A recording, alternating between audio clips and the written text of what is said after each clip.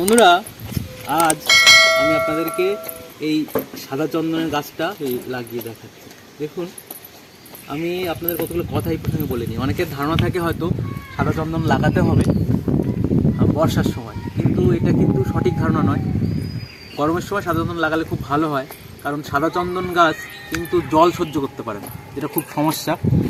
সাদা চন্দন গাছের গোড়ায় জল জমলে কিন্তু সাদা চন্দন গাছ মরে যায়। কোনো কারণে সাদা চন্দনের গোড়ায় ওয়াটার ব্লকিং হলে সেটা কিন্তু খুব সমস্যা। এই জন্য এই সময় যদি সাদা চন্দন লাগানো হয় আর পরিমিত জল দিয়ে যদি পরিচর্যা করা যায়, তাহলে কিন্তু পরবর্তীকালে যখন বর্ষা আসবে তখন কিন্তু সাদা চন্দন অলরেডি ও স্টে করে যাবে মাটিতে।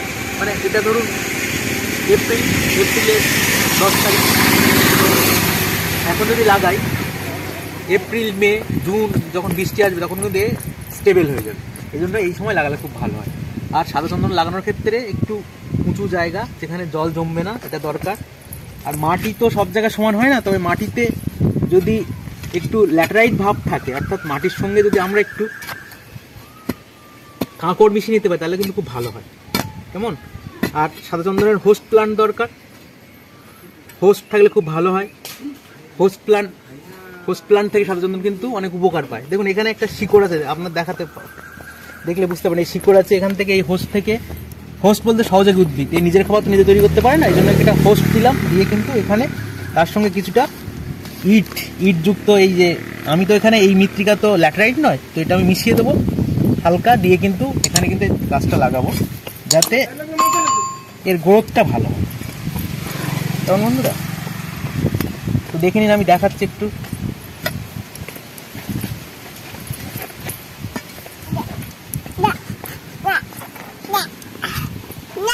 আচ্ছা, ঠিক আছে।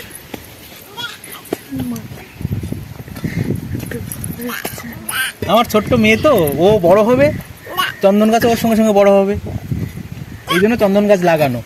আপনারা তো অনেকেই জানেন যে চন্দন গাছ কিন্তু ভবিষ্যতে কিন্তু অর্থনৈতিক বৃদ্ধির দিক থেকে খুবই ভালো হবে।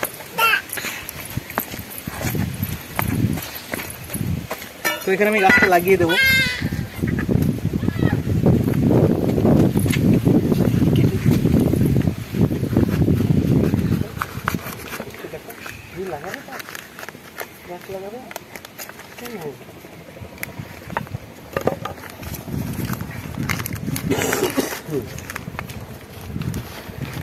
আমি আগেই বলেছি, হোস্ট কিন্তু আপনাদের প্রোভাইড করতে হবে কিন্তু। হ্যাঁ, হোস্ট প্রোভাইড করা কিন্তু প্রয়োজন। হোস্ট না থাকলে কিন্তু চন্দন গাছে অসুবিধা হয়।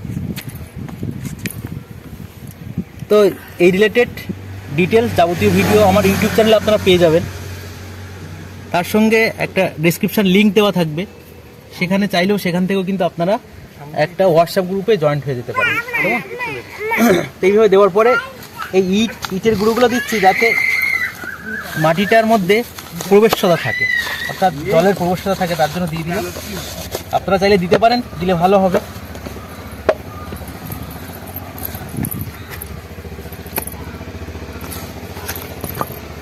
তারপরে আমি